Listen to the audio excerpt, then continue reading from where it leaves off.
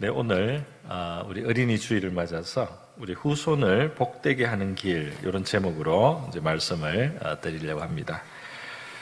이제 오늘 봄이 이제 되고 우리가 봄을 느끼고 코로나 제약도 이제 풀려가는 가운데 저와 여러분에게 영적으로 우리가 기지개를 켜고 다시 힘과 활력을 얻는 그런 저와 여러분의 신앙생활도 되고 또 우리 교회 생활 될 수 있기를 바랍니다. 네. 우리 부모로서 우리 자녀들 생각할 때 참 축복해주고 싶고 잘 되기를 바라는 마음은 뭐 누구나 마찬가지라고 생각합니다. 그래서 우리는 좋은 환경을 자녀들에게 주기를 원하고 또 세계적으로 높은 교육열을 가지고 우리가 자녀들 교육을 위해서 많이 희생하고 애쓴 결과 이 나라에 큰 참 발전이 오고 또 우리 사회에 큰 발전도 그동안 왔습니다. 예전에 보면 맹자라고 하는 유학자가 그 어머니로 말미암아 그가 아주 훌륭한 사람이 되는데 큰 밑거름이 되었다는 고사가 있습니다. 공자 같은 사람 우리가 성현이라고 하는데요. 이 맹자는 성현 바로 버금간다 해서 아성이라고 하기도 합니다.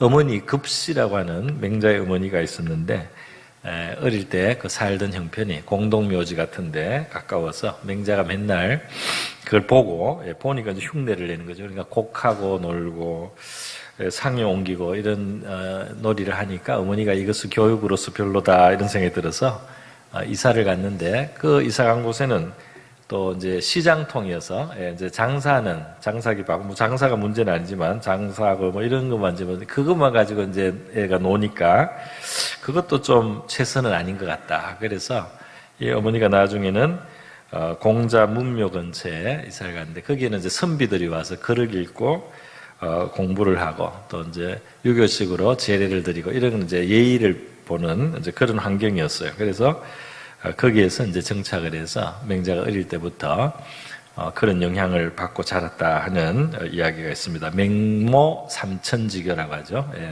맹자의 어머니가 맹자에게 좋은 교육을 해주려고 이사를 그렇게 다녔다는 겁니다. 오늘 우리도 우리 자녀들에게 좋은 교육을 해주고 싶어서 뭐 이사 가기도 하고 실제로 또 이제 학원을 잘 택하려고 그리고 또 돈을 많이 투자도 하고요 이렇게 합니다. 뭐 공부뿐 아니라 먹고 입는 것을 위해서나 여러 가지 면에서 우리가 자녀를 위해서는 최선을 다하려고 하는데요. 상식적으로 뭐 그렇게 할 수 있는 대로 우리가 하면 되겠지만 또 형편에 의해서 다 하고 싶은 대로 못하는 우리 안타까움도 없지 않습니다.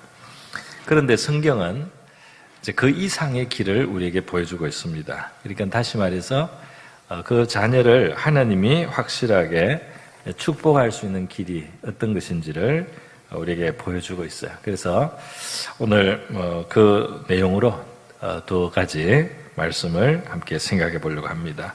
오늘 바로 함께 교독하신 시편 112편에서 보니까 여호와를 경외하고 그 계명을 크게 즐거워하는 자가 복이 있을 뿐 아니라 그의 후손도 하나님이 축복하셔요. 그래서 그 후손이 땅에서 강성해진다 그랬습니다. 정직한 자의 후손에게 복이 있으리라. 이 정직하다는 것은 이제 하나님 앞에 바른 마음을 가졌다는 것이죠. 하나님 앞에 진실하게, 하나님 앞에 진실한 마음, 바른 마음으로 살아가는 이 사람들을 그 후손에게 하나님이 복을 끼치게 한다 하는 말씀이 되겠습니다. 우리 신앙인들은 기도를 하게 되는데요. 기도할 때 우리가 이제 부모의 기도가 참 귀한 것은 자녀를 위한 부모의 기도가 귀한 것은 그게 사랑이 있기 때문입니다. 그러니까 우리의 모든 기도에는 이 사랑의 정신이 기도에 굉장히 중요한 그 받침을 해요. 그래서 우리가 정말 사랑을 가지고 기도할 때 하나님 앞에는 정말 가치 있는 기도입니다. 그런데 이제 부모가 자녀를 사랑하니까요. 그 사랑을 가지고 우리 자녀를 축복하는 기도.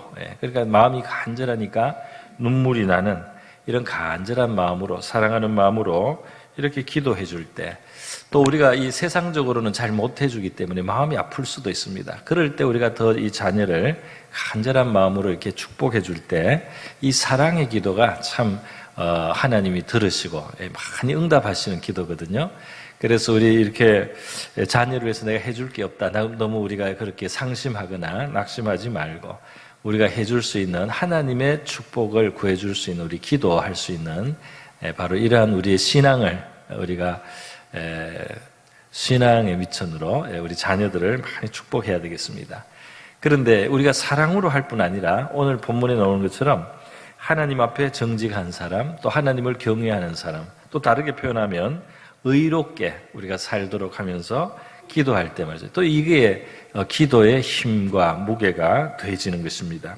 야고보서 5장 16절에 보면 말씀하고 있어요. 의인의 기도는 역사하는 힘이 많다는 그런 말씀이 있습니다. 하나님 앞에 이 의롭게 살고자 그렇게 마음 먹고 살아가는 사람이 하나님 앞에 기도할 때 그 기도에 특별히 하나님이 들으시는 바가 있다는 것이죠. 베드로전서 3장에도 유사한 말씀이 있습니다. 이 하나님의 눈은, 주님의 눈은 의인을 향하시고 그랬어요. 그의 귀는 의인의 간구에 기울이신다. 그러니까 이 의롭게 살려고 하는 것은 하나님을 의식하고 이제 사는 거거든요. 그렇게 바른 길을, 의로운 길을, 하나님이 기뻐하시는 길을 우리가 선택하면서 이렇게 살아갈 때 이리 기도가 말이죠. 우리의 기도가 하나님의 특별한 그 무게를 갖게 된다 말이죠.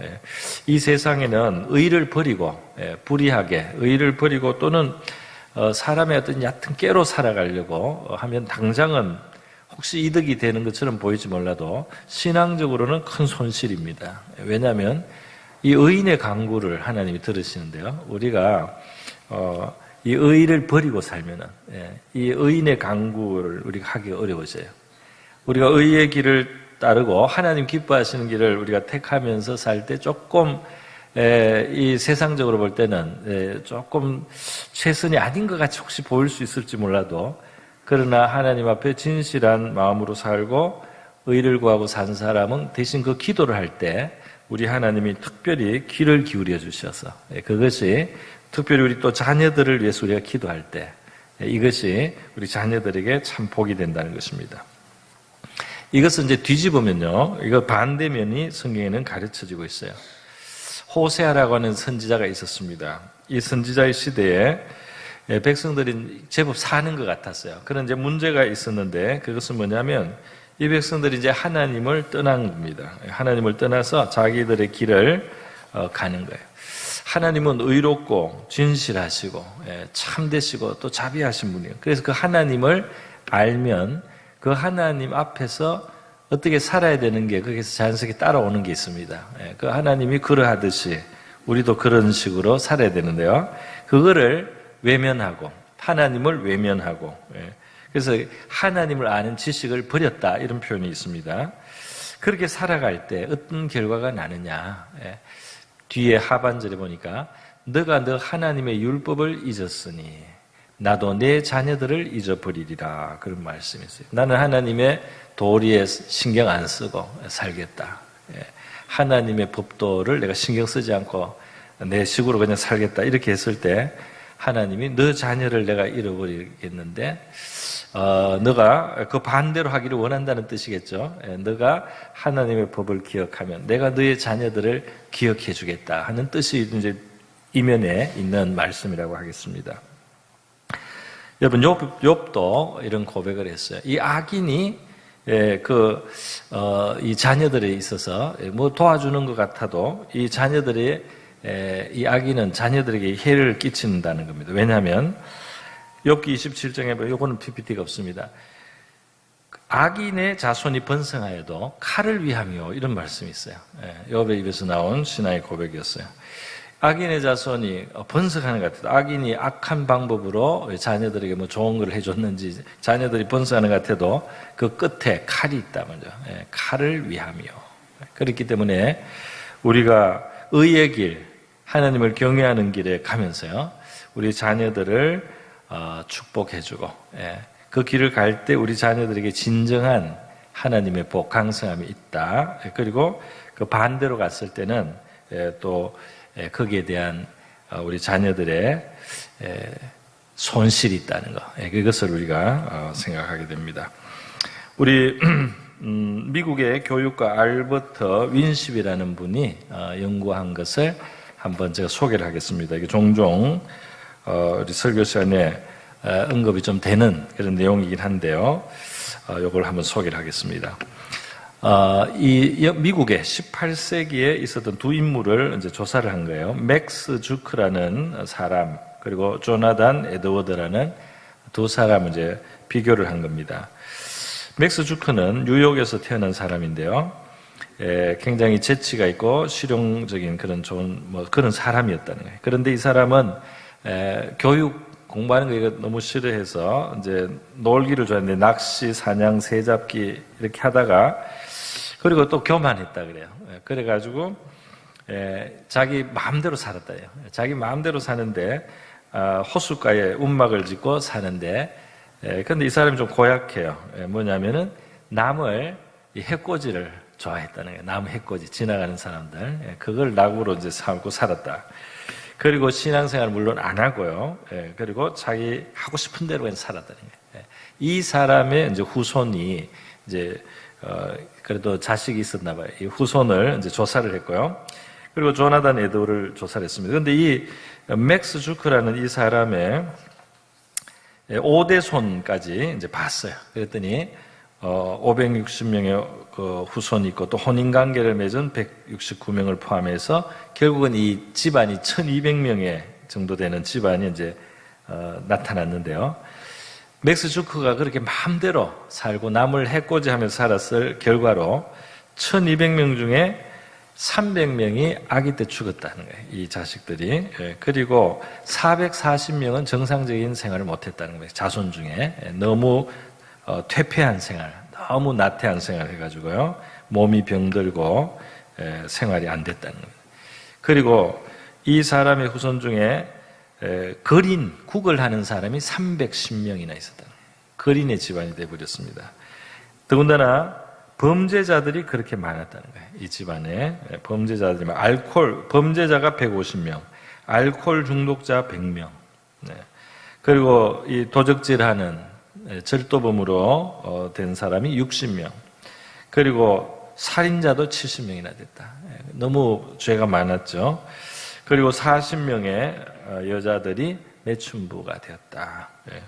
그리고 20명이 직업기술을 배웠는데 그 중에 10명은 교도소에 가서 배웠다는 겁니다. 이것이 이제 맥스 주크의 그러니까 하나님 없이 자기 마음대로 살고 자기 하고 싶은 대로 살고 그리고 남을 해코지하는 걸 즐거워하고 이렇게 산 결과는 이랬다는 겁니다. 같은 시대를 산 조나단 에드워드가 있었는데요. 이 사람은 아주 경건한 신앙 가정에서 교육과 신앙을 중요시한 환경에서 성장했다고 합니다. 이 사람을 통해서 하나님이 곧 1800년대 중반에 미국의 이 영적인 부흥 운동을 일으켰던 분이에요. 이 사람은 어려서부터 신앙교육을 굉장히 받고 또 자기도 신앙이 있어서요. 10살 때도 기도처가 있었다는 거예요. 동네 친구들하고 숲속에 움막을 해놓고 매일 가서 기도를 할 정도로 이렇게 어려서부터 신앙이 있고 또 이제 열심히 공부하고 노력을 했다는 겁니다. 이 사람이 인디안을 위한 선교사가 됐어요. 또 목사가 됐습니다. 그리고 또 나중에는 말년에는 프린스턴 대학의 총장까지 됐어요. 그렇게 하다가 이제 한 11명의 자녀를 놓고 이제 세상을 떠났는데요. 이 사람의 이제 후손을 조사를 한 겁니다. 한 5대, 140, 이제 그 이후에 일가를 다 조사를 한 거죠. 그랬더니 역시 이 사람도 그 후손이 1390명 정도 있었다는 겁니다. 그래 보니까 이 집안은 계속해서 노력하고 이런 집안이 되었어요. 그래서 이 대학을 졸업한 사람이 그 옛날에 한 280명이 넘어 285명 정도 굉장히 많이 배출이 됐고요. 대학을 총장을 한 사람이 이 집안에는 13명이나 있다는 것입니다. 교수도 65명 있고요. 의사가 56명이 배출됐다. 목사나 신학자나 선교사가 된 사람이 한 100명 정도 있고 변호사가 된 사람도 100명 정도 있고 판사가 된 사람 39명 그리고 이 집안에 미국 부통령이 한 사람 낳고요. 미국 상원 의원이 3사람 나고 또 국회의원도 많이 나고 외교관들도 나고 미국의 주지사, 우리나라로 치면 그 미국의 주는 우리나라만 하지 않습니까? 미국의 주지사가 3명이 이 집안에서 나왔고요. 시장이 3사람, 군대 장교가 75명, 글 쓰는 문필 작가가 60여 명, 그리고 철도회사나 이런 관공서의 책임자가 50명, 금융기관의 여러 사람, 그리고 광산을 가진 사람들도 많았다. 이렇게 이제 조사를 했습니다. 이게 미국의 교육가 알버트 윈십이 연구를 했고요. 여기에 이제 여러 가지 사람들이 좀 과장이 되고 이래가지고 이거를 정확한 정보를 찾기 위해서 아세아 연합신학대학교 교수 신성욱 교수가 다시 원자료를 찾아가지고 다시 정리를 한 게 있어요. 그래서 제가 그것을 여러분에게 소개를 해드렸습니다. 굉장히 이제 대조가 많이 되죠. 오늘 우리 이 시편 112편에 하나님을 경외하고 그 계명을 즐거워한 그 사람들의 후손이 땅에서 강성하게 된다. 이 말이 빈말이 아닌 하나님의 정말 말씀대로 이루어지는구나. 물론 우리가 이 직업만 가지고 사람을 판단하는 것은 좀 불완전한 면이 있습니다만은 이제 크게 봐서 그렇다 이 말입니다. 네. 또 그 후손에게 정직한 자의 후손에게 복이 있다 하는 말씀이 되겠습니다. 한 가지 우리가 이제 참고해야 될 게 있어요. 조심해야 될 게 있는데 이러한 저와 여러분에게 있어서 우리가 하나님 앞에 정직한 또 진실한 하나님 경외하는 믿음 때문에 우리 자손들이 잘 될 것을 우리가 바라고 더 그렇게 살면 참 좋겠습니다. 그런데 이러한 것은 이제 다른 사람에게 너무 이렇게 우리가 판단하는 데로 써서는 안 되는 겁니다. 조심해야 될 부분이 있어요. 왜냐하면 예외적인 상황들이 있기 때문에. 그래서 성경에 보면은 아주 훌륭한 사사이자 또 선지자였던 사무엘의 자식들이 이 불의해가지고 사람들에게 무리를 일으킨 내용이 나옵니다. 그런 경우가 있어요. 또 아주 경건한 왕 히스기야의 아들 므낫세가 악한 왕이 되었어요. 그래서 참 아이러니한 일도 있습니다. 히스기야는 가장 훌륭한 왕 중에 하나인데도 이제 그런 아들이 날 수도 있어요. 그리고 욥기의 경우도 보니까 욥이 그렇게 경건하지만 이 복잡한 그 뒤에 어떤 영적인 세계가 돌아가 가지고 이 욥의 자녀들이 사고로 먼저 세상을 떠나는 일이 있지 않습니까? 이러한 일도 있단 말이에요. 그렇기 때문에 우리가 다른 사람을 판단 함부로 해서는 안 되지만 그러나 우리가 이 크게 봐서 말이죠. 이 시편 112편의 말씀처럼 우리가 하나님 앞에 경외하고 또 하나님 앞에 정직하게 살아갈 때 반드시 우리 후손들에게 하나님의 복이 끼쳐진다는 사실을 우리가 기억해야 되겠습니다. 할렐루야. 그것을 우리가 바라고요. 그렇게 구해야 할 것 같습니다.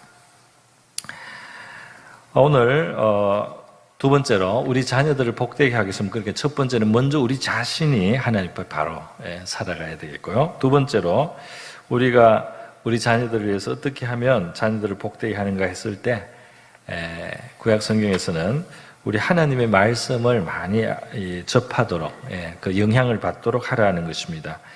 신명기 6장에 보니까 하나님께서는 우리가 또 우리의 자녀들 또 손주들까지 평생 하나님을 잘 믿고 경외하고 또 복을 받으라 그래요. 그러기 위해서 하나님의 말씀을 마음에 새기라. 근데 이게 이제 새기기 위해서는 접해야 되잖아요. 자꾸 듣기도 하고.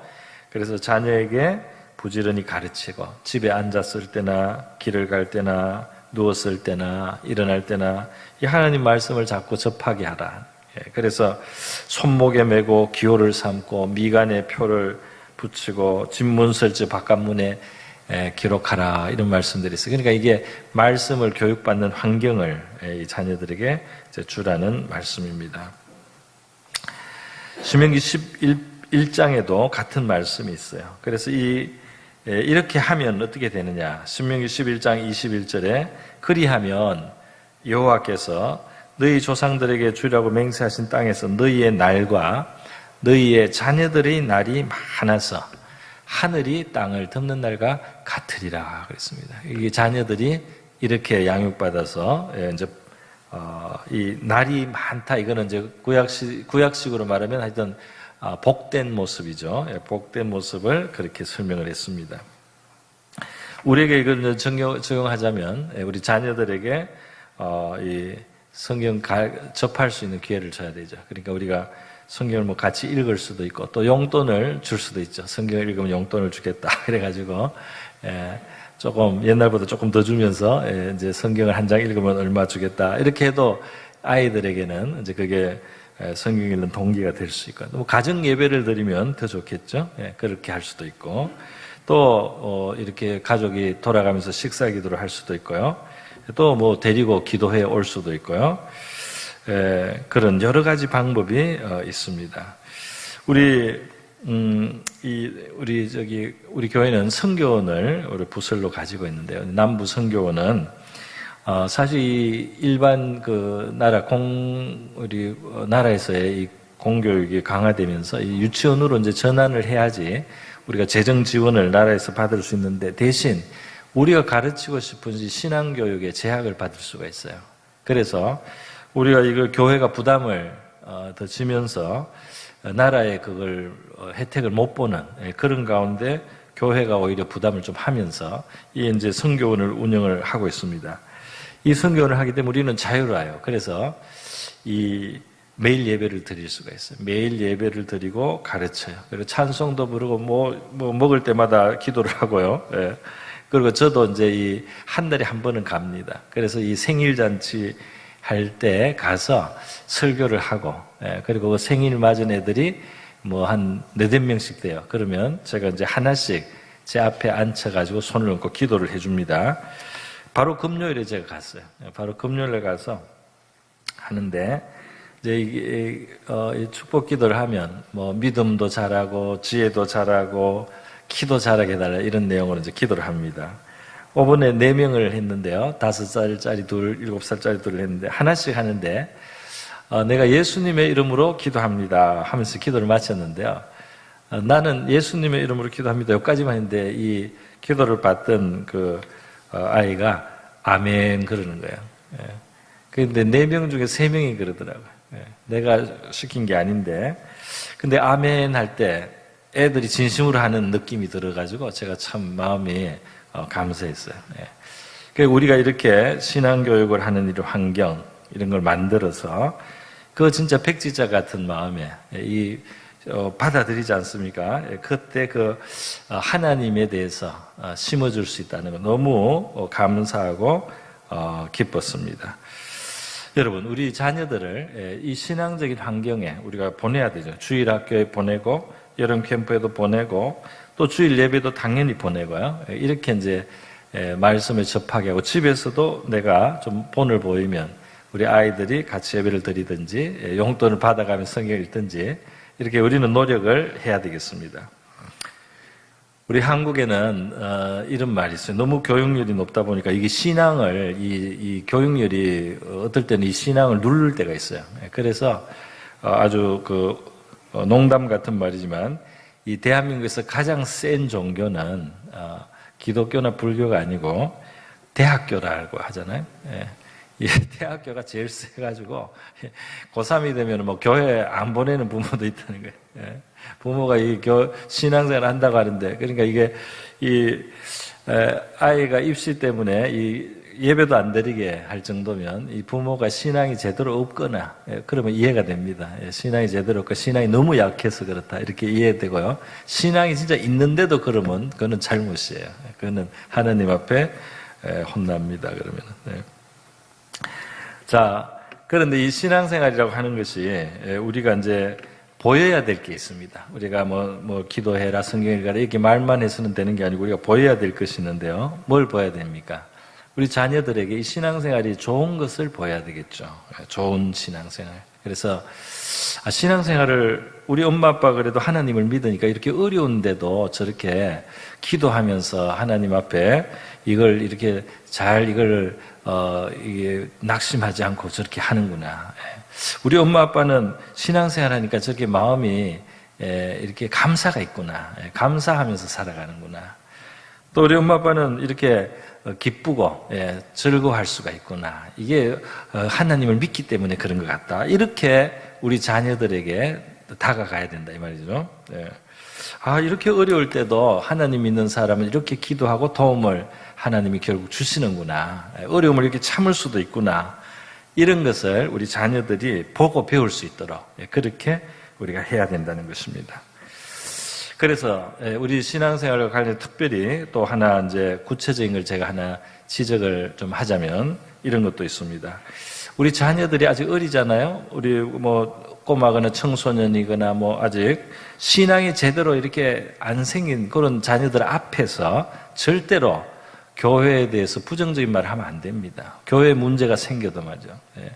어떤 성도들에 대해서나 또는 어떤 사역자들에 대해서나 문제가 있을 수 있잖아요. 그런데 이 신앙이 제대로 아직 안 선 이 아이들 앞에서 분별력이 없는데 우리가 다른 성도를 험담을 한다든지 사역자를 험담을 한다든지 교회 일에 비방을 하거나 이렇게 했을 때 이 아이들의 마음속에 먼저 믿음이 들어가야 되고 하나님을 알아가야 되는데 그것을 망치는 그것을 아주 그냥 그걸 가로막는 그런 안 좋은 걸 뿌리는 것과 같다 이 말이에요. 그래서 우리 자녀들 앞에서는 정말 그들의 신앙이 제대로 정말 자라고 뿌리가 잡혀서 이렇게 성숙했을 때는 그걸 그럴 수도 있고, 그걸 소화할 수가 있는데, 어린 신자, 우리 그 자녀들 앞에서 절대로, 교회나 성도나 우리 교회 일이나 뭐에 대해서 비방하고 비판하고 험담하는 말을 하지 않도록 여러분이 특별히 조심을 해야 됩니다. 그러면 그 신앙을 가로막는 거예요. 자녀들의 신앙을. 그들이 하나님 알아가는데 독을 뿌린 것 같다 이 말이에요. 그런 일들은 우리가 회개해야 될 일입니다. 그렇게 해서 우리 신앙 우리가 좋은 것을 보이고 좋은 것을 먼저 그들의 마음속에 자리 잡을 수 있도록 도와줘야 된다 이 말이죠.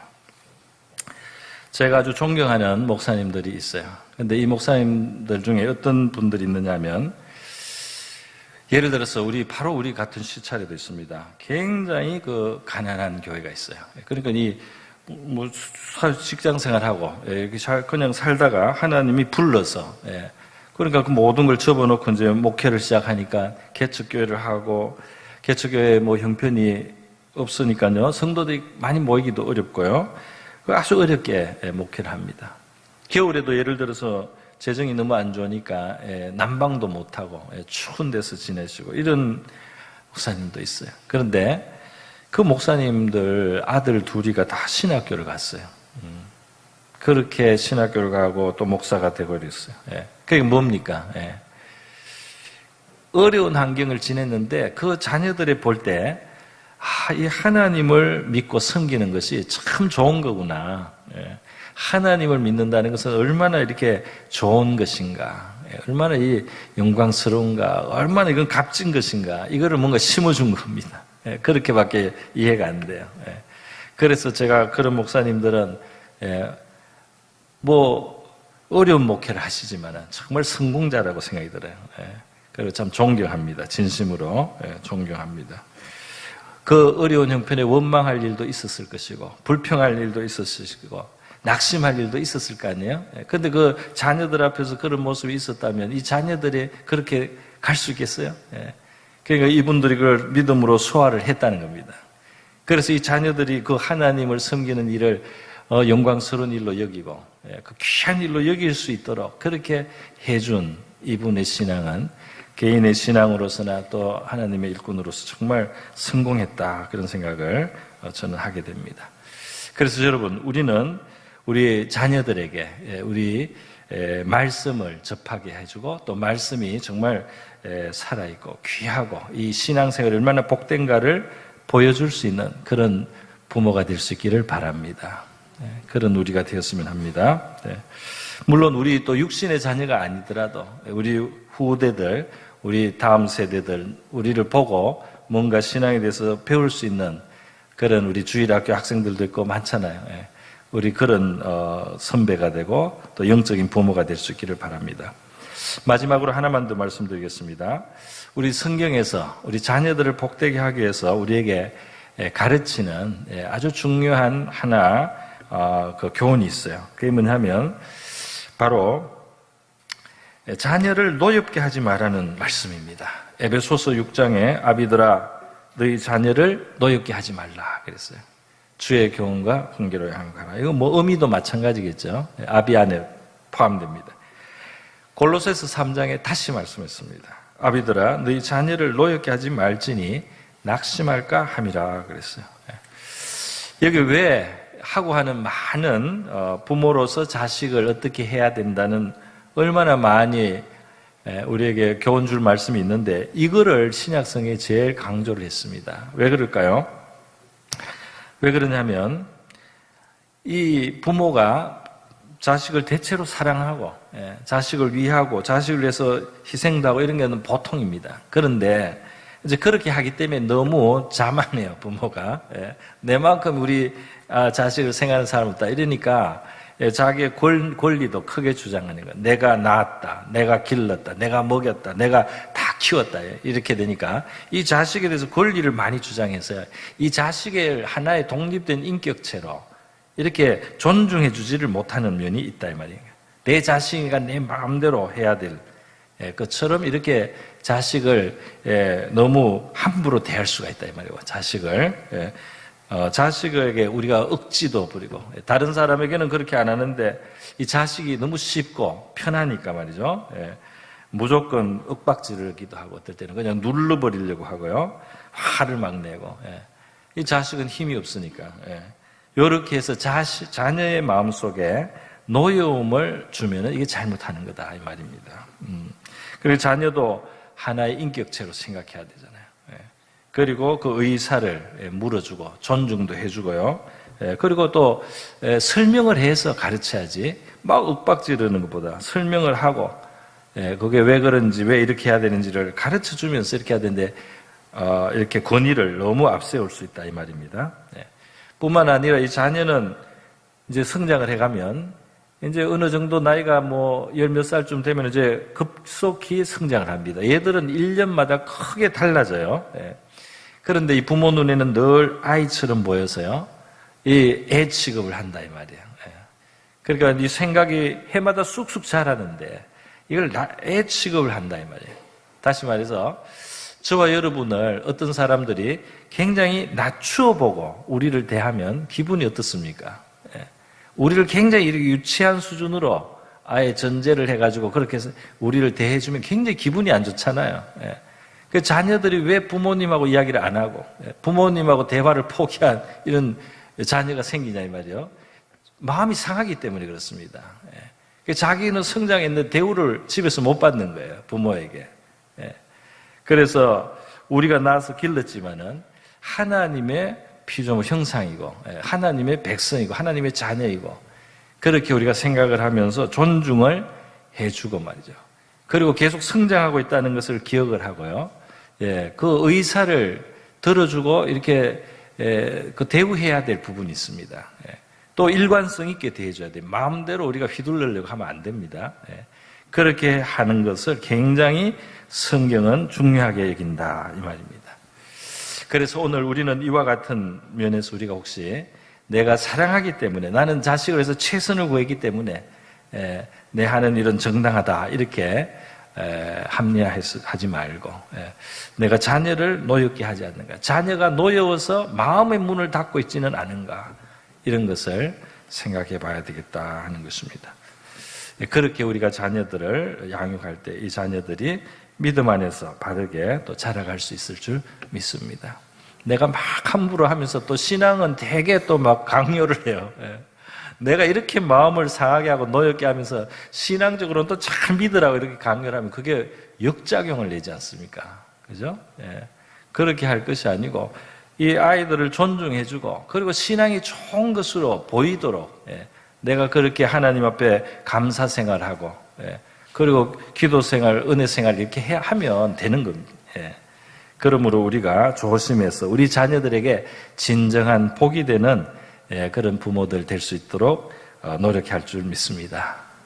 이 시간 우리 자녀들, 우리 육신의 자녀나 우리의 영적인 자녀들 우리가 위해서 축복하는 마음으로 한번 찬양을 불러보겠습니다. 35장에 보면요.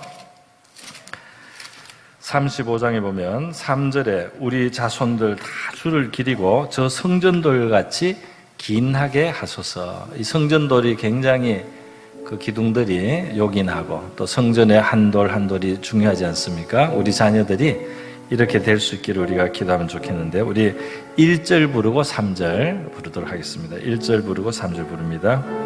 큰 영화로우신 큰 영화로우신 주 이곳에 오셔서 이 모인 자들로 주 백성 삼으사 그 중에 항상 계시고 그 중에 항상 계시고 큰 영광 나타내소. 3절 우리 우리 자손들 다 주를 기리고 저 성전돌같이 긴하게 하소서.